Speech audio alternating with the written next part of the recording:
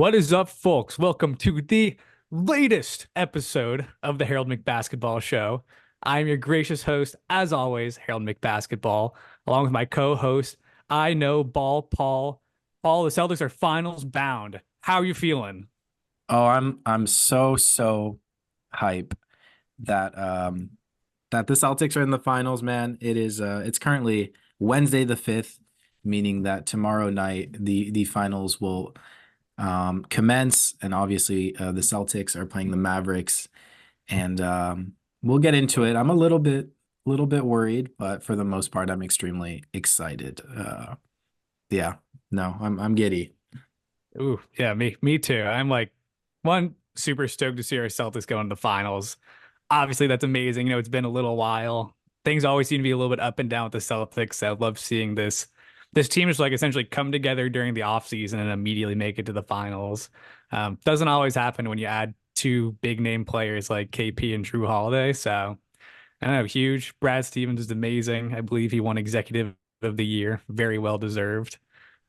So yeah, loving it for our Celtics right now. But yeah, the Mavs are a bit of a scary matchup right now because they have been steamrolling the West. And like the West is like very competent, super competitive this year. And yeah, the offensive firepower between Luca and Kyrie has been something to behold. Like Luca legitimately feels like he's like, I don't know, it feels like we're entering a bit of a new era with Luca where it's like, is this gonna be a guy who's like just constantly in the finals coming out of the West? Because he just feels so unstoppable in crunch time. Um, and like put that with Kyrie too, is also one of the best clutch players ever. It's like they are just like so well put together to close out playoff games that I don't know, they're just gonna be like so hard to beat in the future. Yeah, such a well-built team. I mean, I don't think we've podcasted since maybe after the first game of the Western Conference Finals, maybe even before. Yeah. Mm. And let it be known in the podcast we did previewing the entire playoffs, I said I think the Mavericks are my official dark horse, no pun intended. And I said I could see them after the Nuggets being the team in the finals. And then Harry said, well, I even have them on paper in the little playoff prediction thing we do with our friends. Harry had them written down in the finals, Celtics Mavericks. So, Yeah. Only uh, one who had it. Only one who had the correct finals in our bracket. man, and so you won that whole thing, I think. Yeah. Also not to flex, but I think I was the only person who also had the Timberwolves beating the Nuggets in that bracket. So I had three of the final four right. It feels like a March Madness bracket. It was very spectacular. I think this is one of my best years ever as far as like playoff takes go. So victory lap for me. Victory lap for you for being like super hot on the Mavs this offseason. Same with the Timberwolves. So like you were very like ahead on the takes. And then I just saw the light come playoff time and jumped on the bandwagon. and that's why I think we make an incredible duo because, we can alley-oop each other and yeah, had to give our especially you, man, you predicting it like that. I think I had the first round really down good, but then obviously I had the Nuggets beating the Timberwolves. Um Which and I is forget. totally understandable. Like the Wolves were like that Yeah. was like a bit of a hot take for me. I kind of just like looked at the matchup on paper and I was like, if anybody can have a chance to beat the Nuggets, it's probably them. Um, but there's never like the Nuggets were still arguably like the best team out of the West this year. So tough to fault anybody for, picking the Nuggets this year.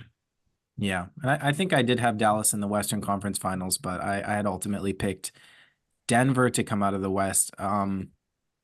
Yeah, I mean, maybe we do quick reactions to the Western Conference Finals. I think we both expected it to be a bit more of a competitive series there. Um, Absolutely. but the way it played out, it almost kind of makes sense. I mean, Anthony Edwards did not have a great series. I think his young age showed, but it was kind of surprising after such a dominant series against a team like the Nuggets for him to really slow down like that. Yeah, that was such a strange thing. We never got the chance to talk about it during the pod when like Twitter was going crazy for Anthony Edwards, but I think there was also like a lot of like crazy reactionary takes coming out after like one really good playoff series.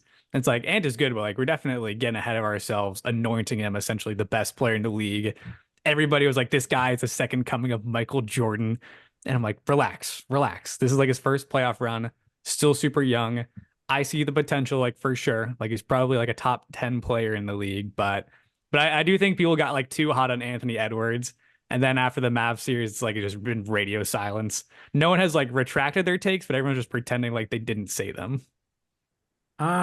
I may have said some things along those lines, but I think they aged well. I was just like, I think he's gonna prove himself as a superstar in the playoffs, and I think Certainly is too. Certainly is. he It's did not to that. take anything away from Ant. I just think people got too bullish. And then I think Luca reminded everybody that, you know, as y'all are looking for the next player to anoint as the best player in the league, um, it's clearly me. It's very clearly Luca.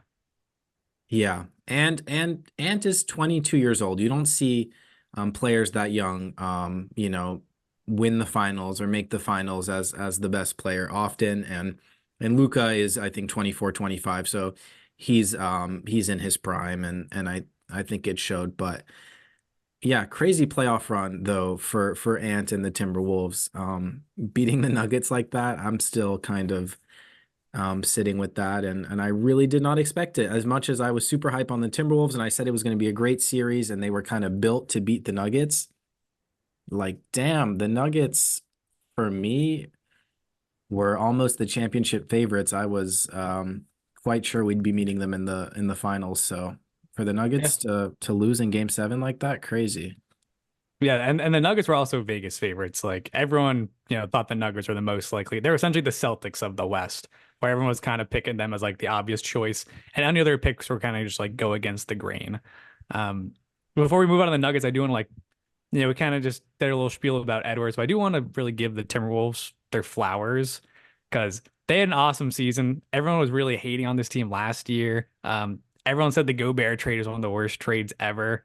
But even with this playoff run alone, I think it's essentially paid off, and you can't really say anything bad about the Gobert trade now. Like it was clearly worth it. He was really good all playoffs, not every game, but still super impactful all season long. I think people are really overreacting to a couple of bad Karl Anthony Towns games. Like I thought he was really good in the playoffs too, even with like some up and down shooting nights.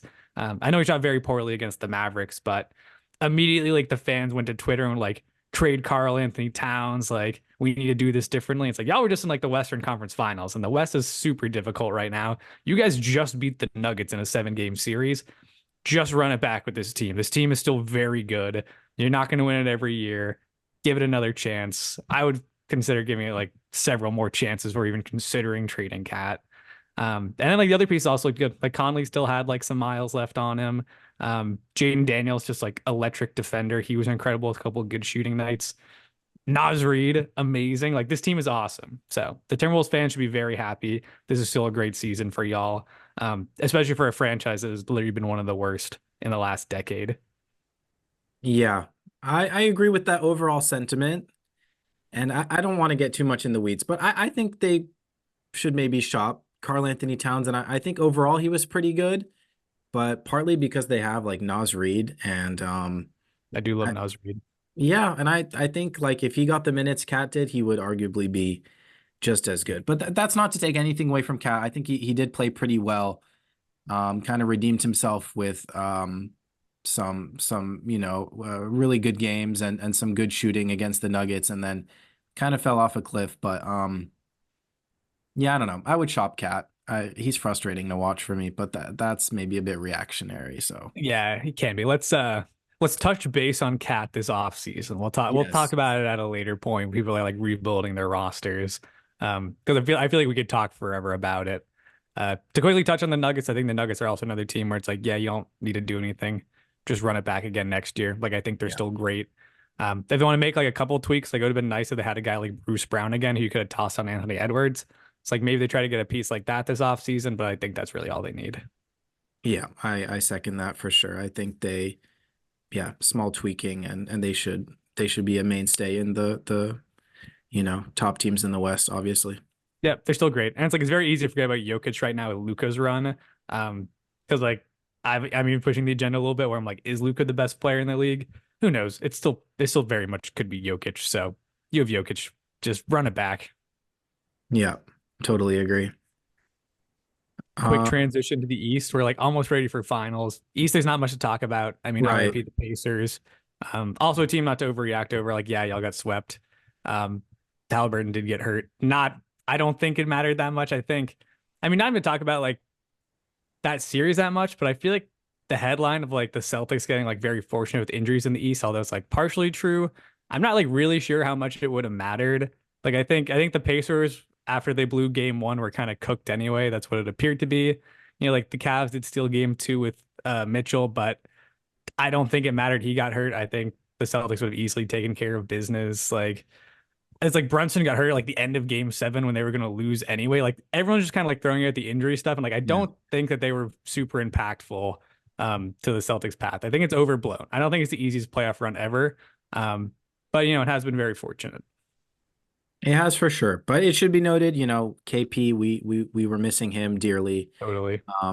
And yeah, I think the Bucks healthy, I mean, that's a massive what if. We didn't really get to see the healthy playoff Bucks. The Bucks also melted down in the regular season though. They were like 50-50 record after getting Doc Rivers. Like I don't again, like I'm not Yeah. like But I'm just saying, I think they were the only team, if healthy, that could, even hold a candle to us. I don't think anyone else really um, stood a chance healthy, you know. Um, we were by far the superior team in the East. And yeah, that is what it is. The East, I think, was pretty good this year, but ultimately there was a pretty big gap between us and the next best teams there. yeah, and like to people who are saying this is like the easiest playoff run ever, I swear the Nuggets had an easier playoff run last year. They got to play the eighth seed Heat in the finals after sweeping the absolutely terrible Lakers in the Western Conference Finals last year. It was like one of the easiest playoff runs ever. I forget how many games they lost in it, but I think it was only two games, maybe. Like, so I don't want to hear it. Easy playoff runs happen. How else would like the Suns and Bucks have played each other in the finals a couple of years ago? Yeah. Yeah, and ultimately we had a 82 game sample size to kind of prove that the Celtics were Yeah, they were going to be favored in every series in the East, and they're going to be favored in every matchup in the finals, except for maybe against the Nuggets had they made it. But this team has been like the best team all year, so no one's surprised to see them in the finals. I think people are just they just love to hate on Boston, and it's fine. It's fine. I love being the bad guy. I'm down to be the bad guy. Yeah, should we get into the nitty gritty? Are there some headlines that we missed that you still want to address? I think any headlines from here are gonna be like finals related headlines. It's like quickly, it's like Porzingis back for the finals. Love to Yeah. see that. Huge for the Celtics after playing without him the last two series. Let's see. Pretty much it. That's actually essentially everything. From there, it's like we can dive into like nitty gritty. And I think like the first like interesting thing I look at when just like seeing the two teams on paper is it's Kyrie Irving playing in Dallas now against the Celtics. And that's just like a fascinating matchup because obviously the Celtics fans have had massive beef with Kyrie since he left. So that's going to be super interesting series. Going to be fascinating to have him back in TD Garden. Um, and I'm a little scared because I could definitely see Kyrie just like popping off in TD Garden and just ripping the hearts out of the Celtics fans. Yeah. And the inverse is Kristaps, I guess. True. To a lesser degree, I would To say. a I think much, much lesser I degree. think it was more of a mutual parting. Yeah. But still, I do think KP left a bit of a bad taste in the mouth of Dallas and probably vice versa. So yes, that is also like an underlying storyline. Crazy that that team was Brunson, Doncic, and Kristaps. That But team was awesome, and that was a team that made it to the Western Conference yeah. Finals. Like they were really good. But yeah, the storylines are there. And yeah, I will readily admit that I am pretty worried about the Mavericks as a matchup. And I'm not super confident that we are gonna win. I think I would, take us maybe 6 out of 10 times, but I think the Mavericks are an extremely well-built team, and especially matching up against us. They have the best player between the two teams. And I think Kyrie, if he taps into that energy, could, play like the second or third best player. So yeah, I'm extremely worried to be honest. But at the same time, I'm super ready to just watch and enjoy whatever happens. And I'd like to think I've somewhat transcended being like really sad when my teams lose. I will be very sad, but I think I can appreciate Um, whatever happens, I'd like to think. Yeah, and like kind of like putting like Boston feelings to the side. Yeah, it's like at the end of this series, either Luka Doncic is going to get his first ring or Jason Tatum will get his first ring, and both will be absolutely iconic for the franchises and their legacies. So it's going to be cool to see, who wins, who gets crowned at the end of it. Obviously, rooting for Boston, I think I also lean towards Boston as a team just because they do feel a little more complete and they've done it for the whole season. But I think you kind of nailed it where it's like, maybe only like a 6 out of 10 kind of thing though, because the big issue with Dallas, like not only like what you mentioned, where it's like they potentially do have the two best scorers in the series, but like the series with the Wolves, like there were so many close finishes at the end of it, but they just legitimately have two of the best game closers in the league.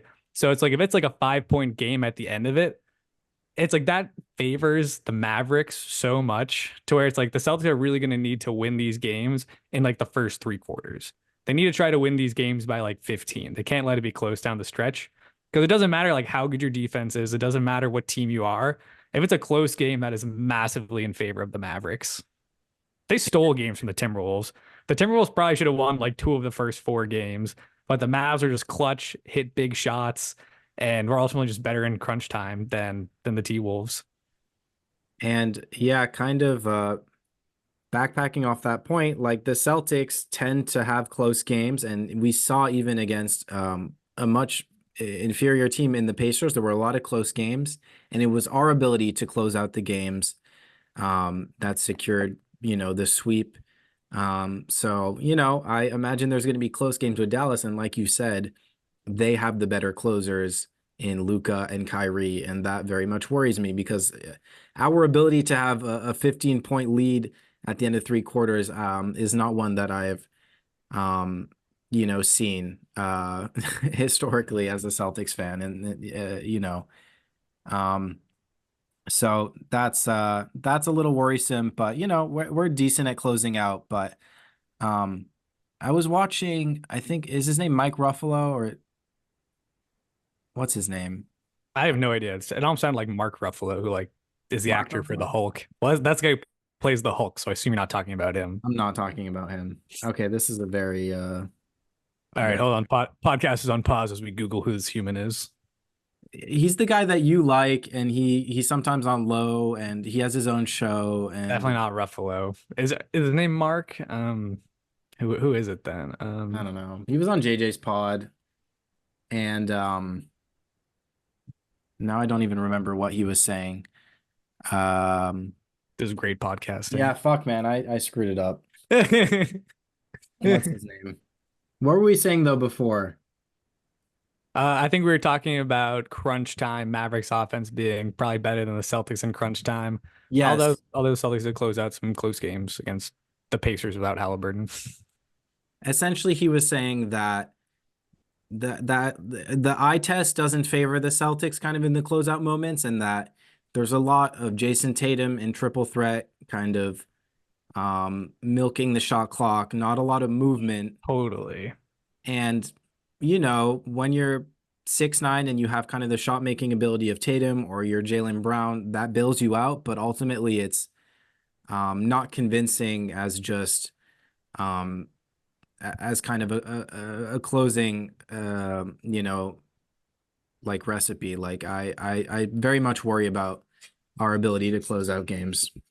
Yeah, I agree. It always seems like there's no game plan out there with Maz when it's the end of the game. Like it seems like the top priority is always just like milk shot clock down to 5, then take a bad shot.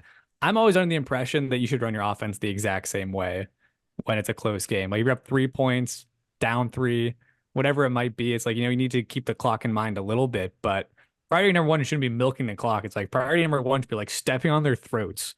If you're up 3 with the ball, get a bucket and end the game. Don't essentially milk the clock, miss a shot, and then give them a chance to tie it. And it feels like that's what the Celtics always do. And every time they blow a close game, that's exactly why. So I Yeah. do think the offense needs to be more creative in crunch time. I would love to see Maz make that change for the finals, but I'm not sure if he will. It seems to be a theme that he just likes going ISO Jason Tatum when the game's close. Yeah, unfortunately, that has seemed to be the problem, and I find that the Celtics like sometimes they wait too much. They waste too much of the shot clock early, Oh, totally, and totally. It's it's like 10 just seconds of like someone dribbling around and it's like, yeah, then like Tatum gets in the post for like 10 more seconds. And if he doesn't have the shot, then he just kicks it out to somebody who's covered. And it's like, oh my God, what is happening? whereas the Mavericks, it feels like they initiate their offense quite quickly. Luka's instantly going to go to a pick and roll, and then just his ability to find guys on the wing is like actually insane. Totally. Um, his peripheral vision, similar to Jokic, like he knows exactly when the player is going to sag off, and he's going to hit them right in their shooting pocket. Um, and yeah, and then the combination of the Mavericks having two great wing defenders in PJ and Derek Jones Jr., I think they're going to be a bit of a headache for the Jays as well. Yeah, I agree with that, but I will say it's like to say some better things about the Celtics, it's like one, their 1 through 5 is like very stacked with like capable offensive players. So it's like although like the Mavericks defense did get better, I kind of like sketched down like what I assumed the matches would be against each other. And it does feel like the Celtics will have like a couple of points of attack when it comes to the setup. Because like for example, like it'll probably have to be like it's like KP will probably be guarded by Gafford. I'm gonna guess that Tatum's gonna be covered by Derek Jones Jr., JB by Washington, and I guess it's like Derek White gets covered by Luca, and then Drew Holiday gets covered by Kyrie. Like those guard matchups like are not bad. If you can figure out a way to do like some pick and rolls there, where maybe you can get like Kyrie guarding Jaylen Brown or Tatum or Luca guarding one of them, that's like a really good opportunity to go after. Whereas like with the Celtics, it's like, I mean, 1 through 4 like super capable defenders like Holiday, White, JB, JT. Like they can switch anything. It's like there might be like slight switching issues with Porzingis. But Lowe was talking about this the other day, and he was saying that the Celtics probably won't even put KP on Gafford. So that way they can't like put him in the role with Gafford. They'll probably put him on a wing. So then if they do want to put KP in the pick and roll, it'll be with a smaller guy. It'll be a lot easier to do drop coverage. So I do think like the Celtics are set up like pretty well to defend the Mavericks, and might be able to exploit matchups a little bit better on offense, even if their um, best offensive players aren't on the same level as a guy like Luca. Yeah, that's a great point. And I'm hoping, I mean, we saw against the Timberwolves how Luka hunted that Gobert matchup, and I've always said Gobert is a better perimeter defender than he's given credit for. Mhm. But yeah, you put Luka in an ISO against Gobert, he's not going to look like a very good Yeah. perimeter I defender. mean, like anybody's getting cooked in that matchup, so it's like it's a big ask. Um, Yeah, and something else to look at too is like as great as Luca is, his efficiency in the playoffs has been like questionable, I would say. It's like there is a world where it's like it might be fine if like Luca's really stuffing the stat sheet if he's shooting the way he is, because like right now it's like 44% from the floor, 34% from three. Like not bad, but like both kind of feel below average for him. So if the efficiency isn't quite there for him, like they don't have like a ton of options outside of him and Kyrie. Whereas for like the Celtics, if Tatum's having a bad shooting night, anybody else in the starting lineup can pick up the slack. Yeah. I kind of caught some flack in their group chat for saying the Mavericks were deeper than the Celtics, and They're I certainly think not. They're certainly not. they're They, not, they, but they like do. They have better depth now. They have good role players now. Like they're not on like the Celtics level when it comes to it. yeah, I want to rescind that partially, but I also want to try to explain what I was saying. And okay, they're not deeper, but like the Celtics bench, there's like a pretty big drop off after I think Al Horford. You get to Pritchard and Hauser who have had their moments, but they struggle. Whereas, I see the Mavericks have guys like Josh Green, Maxi Kleba, they have, Derek Lively backing up Daniel Gafford. Like they have a lot of pieces that I think that they can kind of throw out there. I Granted, will. they're not. Sorry. Finish your point. Yeah, yeah. Just kind of big asterisks. Like I'm fully aware that Josh Green averages like 8 points, and like they're not that much better than Hauser and Pritchard, but like they have some nice defensive minded guys. They have like a pretty solid 1 through 9, I find. Whereas we're kind of more of a 1 through 7. 1 through 7's all you want in the playoffs, though. It's Yeah. like if you're going to your 8 and 9 guys, like it means it's probably an injury or something because you really shouldn't be doing that. Um, So I think it's fine. I think ultimately what it means like when I think about like depth is like it's like beyond the bench. Like if you have guys in your starting lineup who are like fringe all-star guys and would probably be like potentially like the third, maybe second best player on another team, like that's depth. So it's like it's almost like the Celtics have such a deep starting lineup that I think it outweighs like the depth of the Mavericks bench. But yeah, maybe like the Mavericks have like one or two slightly higher quality bench guys, but even that I'm not sure about because like I thought Tim Hardaway Jr. might be a guy who could help them in the playoffs, and he's just been worthless essentially. So I don't really know what to make of it. And the final seems like a big ask for guys like Josh Green, but I can completely agree that Derek Lively is amazing. He is like as good as Gafford. The on-off numbers say he's better. I'm not really sure. I'll give it like the real eye test during the finals, but both are awesome. Like those two together, like equal an elite center. Yeah, and we saw how when Derek Lively um was injured for a couple games after getting absolutely demolished by Karl Anthony Towns' knee. Yeah, Dwight Yes. Powell kind of getting minutes was not ideal there for the Mavericks. They're very lucky to have kind of two perfect fit like rim running centers. Lively, he sets good picks. He can actually pass a little bit. Um, and Gafford is yeah extremely athletic and efficient around the rim. We saw that since the trade, and yeah, that's like such an ideal front court to have as a starter and a backup there for. But I don't know. I think the Mavericks will see one of the bench players I just named kind of come on and have a decent series. I think Josh Green personally. Yes, somebody always has at least one game. Like one game will be like there will be like a scrub game at some point where it's like maybe Josh Green or like Derek Jones Jr. who just like pops the fuck off and gets the Mavericks win that game. But the Celtics are probably gonna have the same thing happen in a game or two where maybe it's gonna be like the Derek White game. Maybe it's gonna be like the Al Horford game where he hits like six threes. Um, Feels unlikely it would be Pritchard or Hauser, but like who knows? Who knows? It could be. There's always one of those games in the finals for each team, I feel like. Yeah.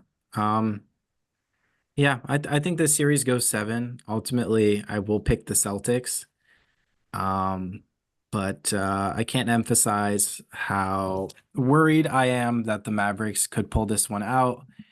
Um, but at the same time, I'm so ecstatic to watch this play out, and I like the little KP and Kyrie narratives kind of um, returning back to their former teams.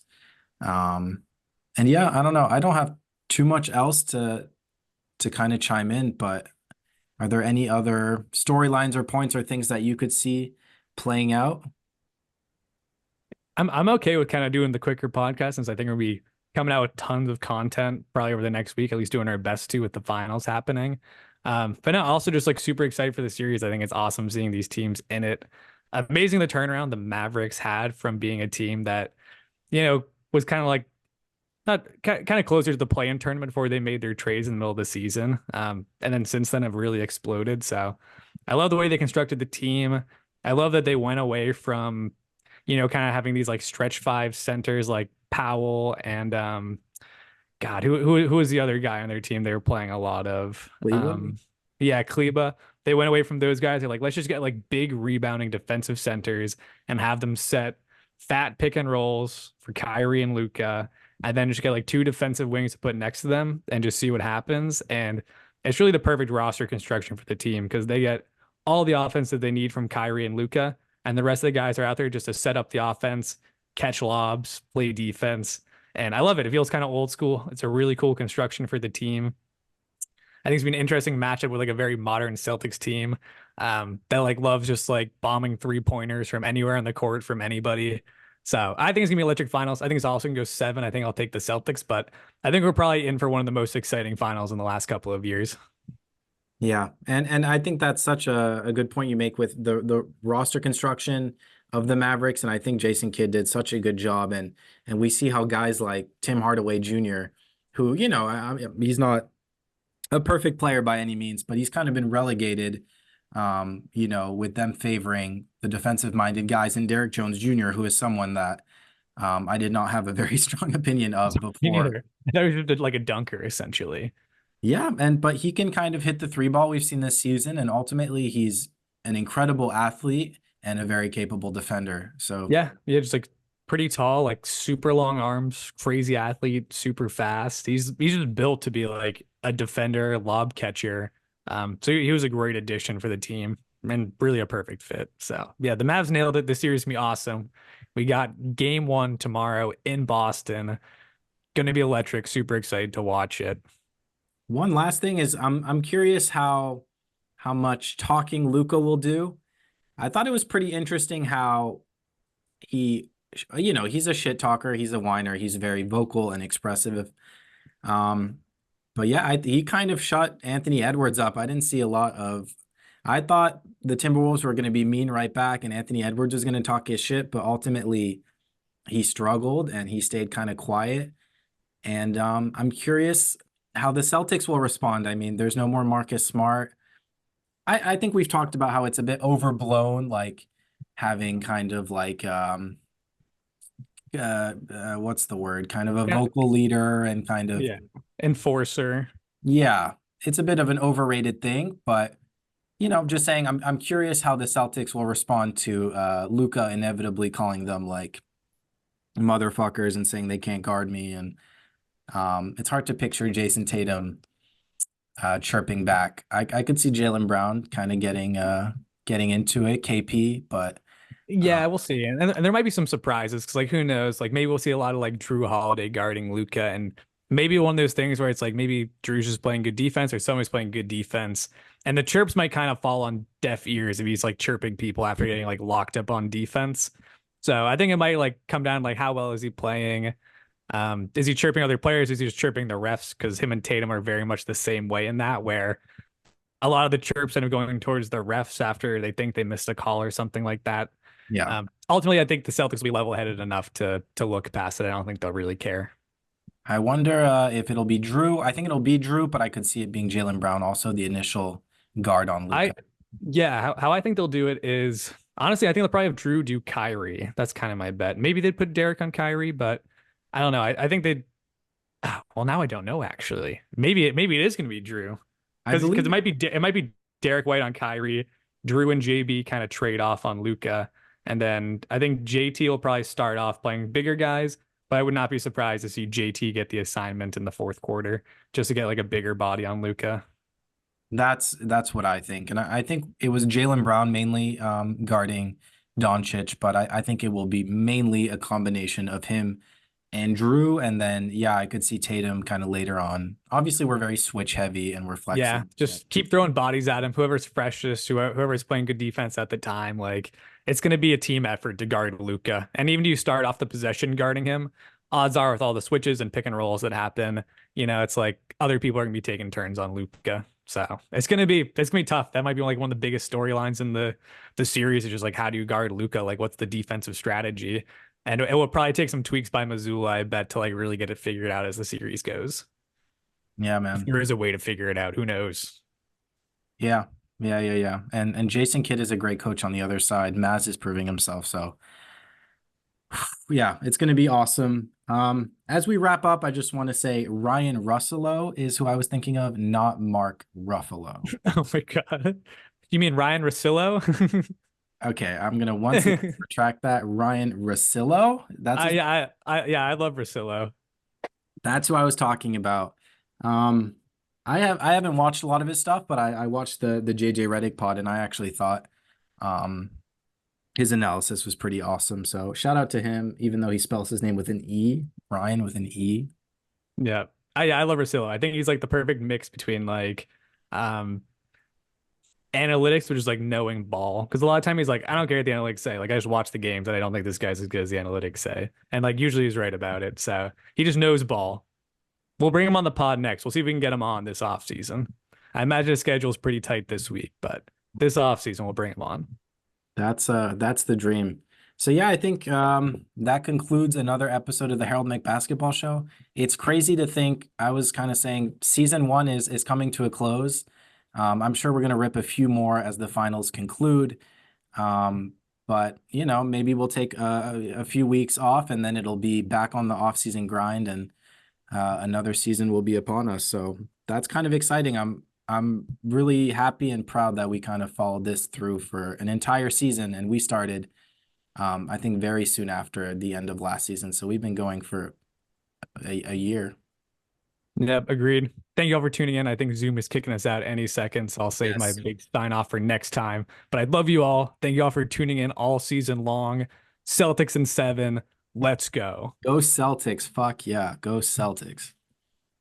Fuck you, Luca. Fuck you, Jason Kidd. You guys are evil. You guys are Yes, evil. yes. Retweet. See you guys.